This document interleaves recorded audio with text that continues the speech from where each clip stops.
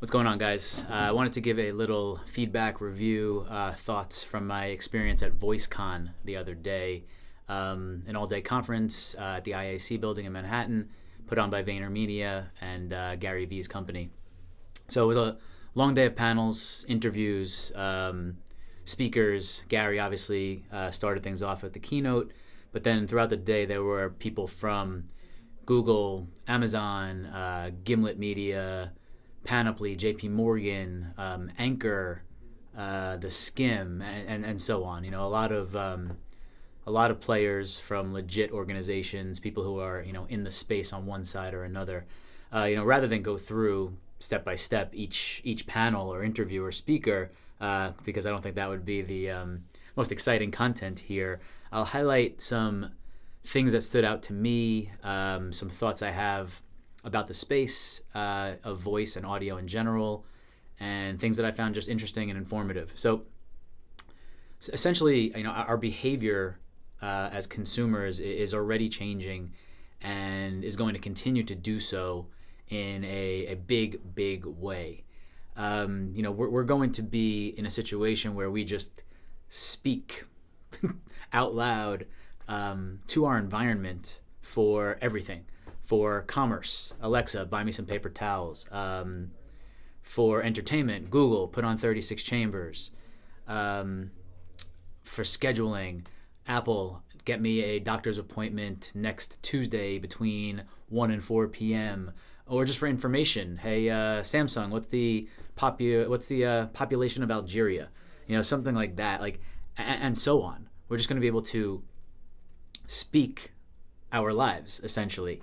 And we value time, and anything that saves us time and provides convenience sticks. And voice does that in a huge way. Instead of taking so much time to grab your device, your iPad, your phone, pick up your laptop, we are just going to speak stuff. I know it sounds crazy, like that reaching for the phone is going to be an antiquated thing where 5-10 years ago we didn't even have these devices or have this incredible access and information all around us. But that's what's going to happen. It's going to be like, oh man, I don't really want to reach over there and type something in when I can just use my voice and speak it. And it's not a learned behavior or a learned skill. Like, you don't have to learn how to type or search, or a lot of the older generation have trouble with tech because they just think it's like it's beyond them and they don't want to start now and getting into it. Whereas speaking, most people, at least that I know, are able to do that. For example, you can just be sitting around with your friends or your wife and say, hey, we should go to New Zealand next summer. And you just say to your room, whoever the provider is irrelevant. Let's call it Alexa for now. Alexa, we're thinking about going to New Zealand. What's the weather there in July? Okay. How much are the flights there? Okay. What's our schedule like the last couple weeks of July? Both my wife and I. All right, so we have time for this block of 10 days. Okay, cool. And an average hotel rate for a 4 or 5 star hotel? Cool. Okay, great. Book it. And that's it. Like, it's going to be that's going to be the norm for kind of like anything that you want to do in your life. And it's crazy to think about it, but like, it's here. It's super young, but you start to see people speaking texts into their phone, or obviously Alexa is very still premature, and people are mostly using it for simple things, but it's going to keep growing and keep growing. Just a couple of stats that stood out. Right now, 20% of homes have a voice assistant in them, whereas 2 years ago it was only 1%. So obviously rapid growth, and then that is like serious hockey stick to come. And it's estimated that 50% of all search queries by the year 2020 are going to be voice searches. So it sounds crazy to think that Google search might be vulnerable here, but it's a thing. It's really a thing. Like, the idea that you can just search by speaking is going to be the norm. And the space is very young, and consumer behavior is not prepared for the tech just yet. But more and more you're starting to see it. And, I don't think it's going to slow down at all. For brands, if you're a brand watching this or own a brand or work at a brand, brands have to start thinking and asking themselves the question, and this came up a couple times throughout the day, and this is super interesting: what does my brand sound like? It sounds like a silly question, but brands are going to have a presence on these audio devices, and therefore they need a sound, right? Like, is your brand going to be male or female? Is it going to be casual and witty, or is it going to be buttoned up and conservative? These are decisions and thoughts that brands should and need to be thinking about. You could also argue that branding will never be more valuable than it is or needs to be in the world of audio commerce, because your audience needs to speak your brand name when purchasing. Otherwise, the company providing the tech, Amazon, Google, etc., they're going to decide for you what to send. So the example from earlier when I said, Alexa, buy me paper towels, if you say that, what do you think Amazon's going to do? They're going to either send you, they have a good deal with Scott Tissue that they paid in some way to be top on the list, and they're going to send you those paper towels.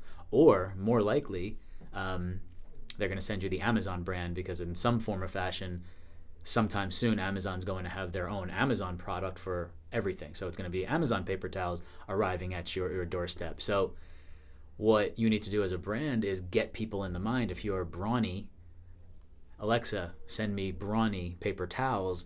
Challenging behavior change for sure, but something that is really necessary. And as I'm saying, it could just be another way that the big few that are going to be owning the devices and the tech are going to carve up this world a little bit smaller for themselves.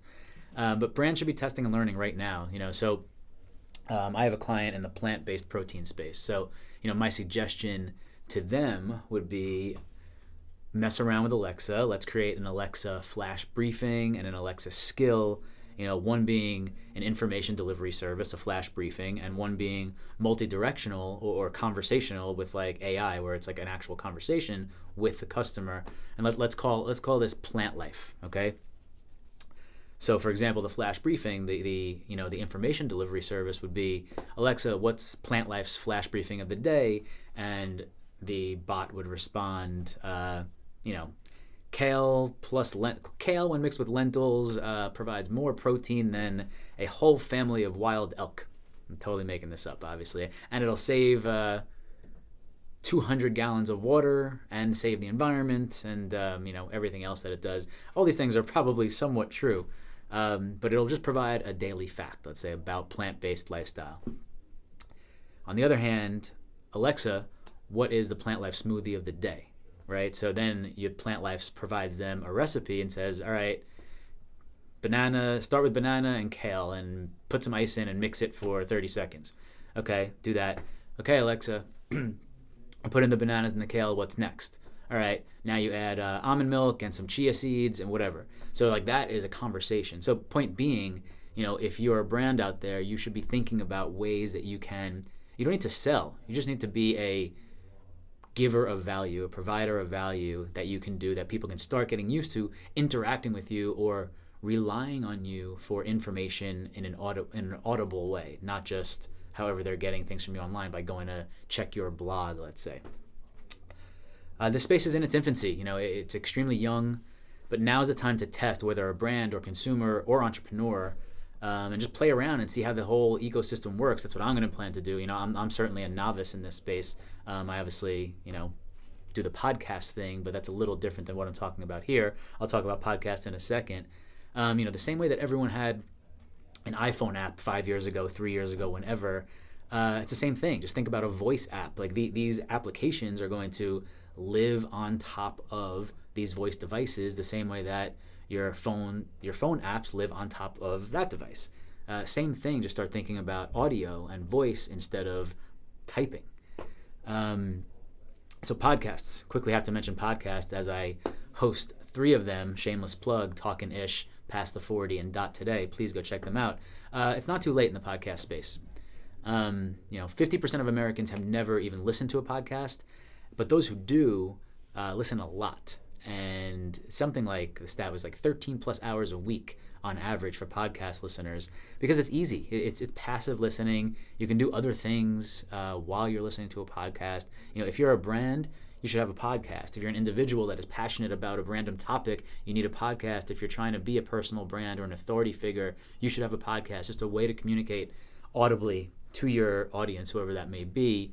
Just get it out there and just start. And I guess, that would be the main takeaway from all of this, is that voice audio is a very real thing, and a really big thing, and something that I think is going to change the way that we kind of operate as humans, really. And it's early, so we should all get involved and start playing around, and that's what I plan to do. If you want to discuss further, please feel free to reach out. Leave a comment, a question, email me, chris@chrisheller.me, Twitter, cheller32, Instagram, chrisheller.me. Wherever, use your resources. I'm sure you can figure it out, but I would love to talk more on the topic. Thank you to Vayner Media and to Gary for putting on VoiceCon. Very informative, very helpful, and very necessary. And I think we're going to be seeing a lot more of these type of things in the coming years. So thanks, guys, for listening, and VoiceCon 2018, a massive success. Thanks.